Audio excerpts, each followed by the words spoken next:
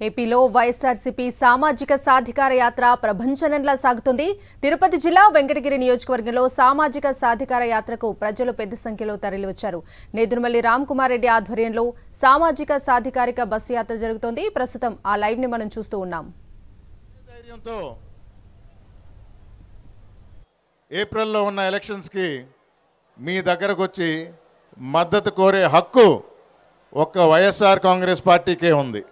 అవునా కదా?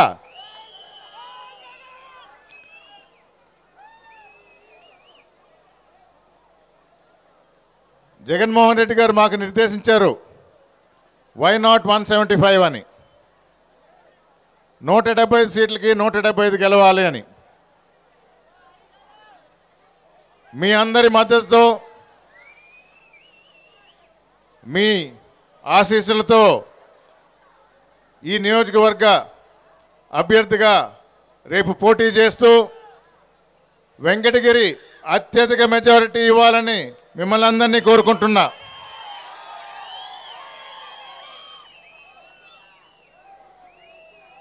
సమయం తక్కువ ఉంది,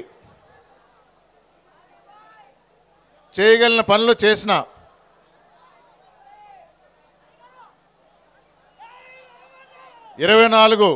ఏప్రిల్లో జరిగే ఎలక్షన్స్ తర్వాత తప్పకుండా మీకు సేవకుడై మీ రుణం తీర్చుకుంటానని మాటిస్తూ ఈరోజు సామాజిక సాధికార యాత్ర భాగంలో పెద్దలు రాష్ట్ర నలుమూల నుంచి మన దగ్గరకు వచ్చారు. మిమ్మల్ని ఉద్దేశించి మాట్లాడడానికి వారికి అతిథులుగా మనం అవకాశం ఇవ్వాలి. నాగార్జున యాదవ్ గారు ఈరోజు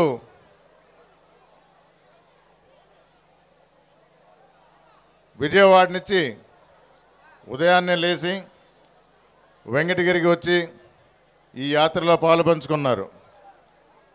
వారికన్నా ముందర ప్రతి నియోజకవర్గంలో తిరుగుతూ ఏ రోజు ఎక్కడుంటారో ఆయనకే తెలియదు అనుకుంటా. దారిలో మమ్మల్ని లిఫ్ట్ అడిగి మరీ ఎక్కారు హఫీజ్ ఖాన్ గారు. ఆయనతో మొదలు పెడదాం. అందరూ చప్పట్లతో మన అతిథిని స్వాగతం పలకండి. గౌరవనీయులు పెద్దలు, వెంకటగిరికి రావాలని చెప్పి ఎంతో ప్రేమతో పిలిచిన ప్రతి ఒక్కరికి ప్రేమతో మాట్లాడే మా అన్న నేదురుమల్లి రామ్కుమార్ రెడ్డి అన్నకు, మరి రీజనల్ కోఆర్డినేటర్ మనందరికీ నడిపిస్తున్న విజయసాయిరెడ్డి గారికి, ఇక్కడికి విచ్చేసిన స్థానిక ఎంపీ గారికి, స్థానిక ఎమ్మెల్సీలకు, మరి స్టేజ్ పైన ఉన్న మేయర్ గారికి, చైర్మన్లకు, వైఎస్ఆర్ కాంగ్రెస్ పార్టీ నాయకులకు, కార్యకర్తలకు, జగనన్న అభిమానులకు, రాజశేఖర రెడ్డి గారి అభిమానులకు, ఇక్కడికి వచ్చేసిన మా అక్క చెల్లమ్మలకు, అన్న తమ్ములకు, ప్రతి ఒక్కరికి కూడా పేరు పేరు నా నమస్కారం. అస్సలాం అలైకుం. ఈరోజు జగనన్న వచ్చినాడా? రాలేదు కదా. జగనన్న బొమ్మ మాత్రం వచ్చింది. జగనన్న బొమ్మ పెట్టుకొని మా రామన్న ప్రేమతో పిలిస్తే ఇంతమంది వేలాది మంది ఈరోజు వచ్చినారంటే మీకందరికీ కూడా శిరస్సు వంచి ధన్యవాదాలు తెలుపుకుంటున్నా. ఎందుకంటే మీకు అంత ప్రేమ జగనన్న పైన ఉంది.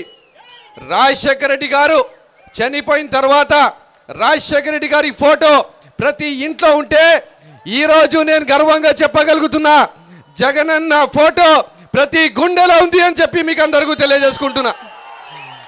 ఈరోజు ఇక్కడ వచ్చింది ఎస్సీ, ఎస్టీ, బీసీ, మైనార్టీ సైనికులు, జగనన్న తయారు చేసిన సైనికులు.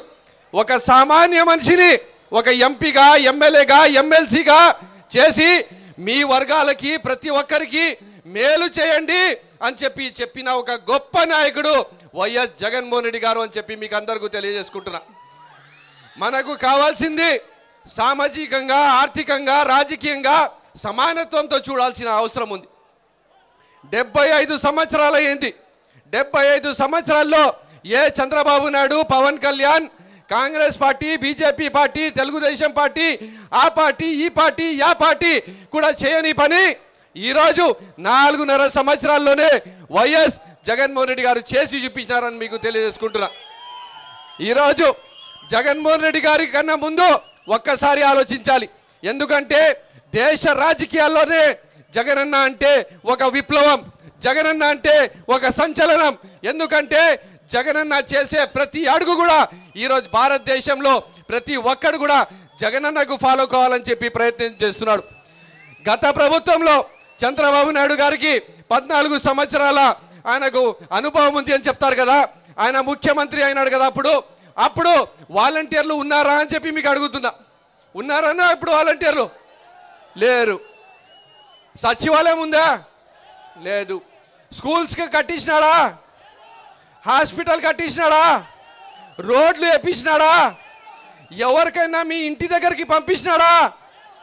ఈరోజు మీ ఇంటి దగ్గరికి వాలంటీర్, మీ ఇంటి దగ్గరికి సచివాలయం వాళ్ళు, మీ ఇంటి దగ్గరికి ఎమ్మెల్యే, మీ ఇంటి దగ్గరికి నియోజకవర్గం ఇన్ఛార్జు మీ దగ్గరికి వచ్చి అమ్మ, అక్క, అన్న, తమ్ముడు నీకు ఏం చేయాలి, జగనన్న ప్రతి ఒక్కరికి సమానంగా చూసుకోమని చెప్పినాడు, ప్రతి ఒక్కరి ఇంట్లో అభివృద్ధి చేయమని చెప్పినాడు అని చెప్పి ఈరోజు రావడం జరిగింది.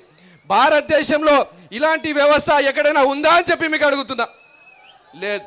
ఈరోజు జగనన్నకు చూసి కాపీ కొట్టాల్సిందే కానీ ఎవ్వరు కూడా కాపీ కట్టినంత మాత్రము రియల్ కాలేరు. కాబట్టి ఈ భారతదేశ చరిత్రలో, ఈ రాష్ట్ర రాజకీయ చరిత్రలో వైఎస్ జగన్మోహన్ రెడ్డి గారు మాత్రమే the real super star, political super star అని చెప్పి నేను మీకు అందరికి తెలియజేసుకుంటాను.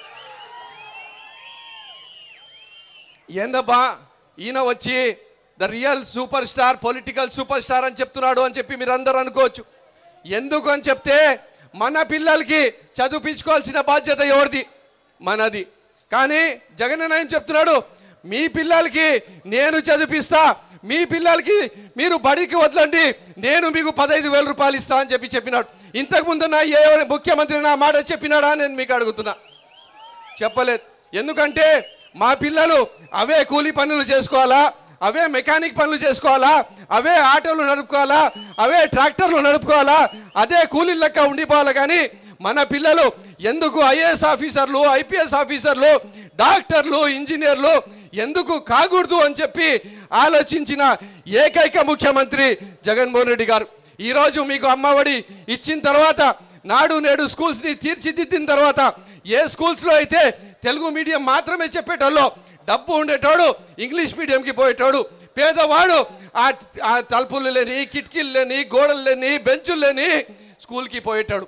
కానీ ఈరోజు ఆ స్కూల్స్ని పూర్తిగా రూపురేఖలు మార్చేసి ఇంగ్లీష్ మీడియం తీసుకొని వచ్చి మీకు ఏదైతే ఉన్నత స్థాయిలో ఈరోజు పెట్టినాడంటే అది జగన్మోహన్ రెడ్డి గారి కష్టమే. ఆయన ఎందుకు ఇంత చేస్తున్నాడంటే మా అందరిపైన అంత ప్రేమ ఉంది ఆయనకు. ఉందా లేదా? మన పిల్లలపైన జగనన్నకు ప్రేమ ఉందా లేదా? ఉంది కాబట్టి చేసినాడు కదా. మీకు అర్థమైంది కదా. మరి చంద్రబాబు నాయుడుకి అర్థం కావడంలే. ఎవరు అర్థం చేపియాలి? వారికి మీరే అర్థం చేపియాలి. అమ్మఒడి ఇచ్చి స్కూల్ వరకు ఆలోచించినాడంటే లేదు. మీ పిల్లలకి కాలేజీకి పంపించండి, నేను జగనన్న విద్యా దీవెన ఇస్తా, వసతి దీవెన ఇస్తా అన్నాడు. అక్కడికి ఆగలేదు. మీ పిల్లలు ఎక్కడైనా ప్రపంచంలో పోయి 100 యూనివర్సిటీల్లో మీరు వాళ్ళు చదువుకోవాలనుకుంటే 1 కోటి రూపాయలైనా నేను వాళ్ళకు ఫీజు ఇస్తా అని చెప్పి భారతదేశంలోనే చెప్పిన ఏకైక దమ్మున్న నాయకుడు శ్రీ వైఎస్ జగన్మోహన్ రెడ్డి గారు మాత్రమే.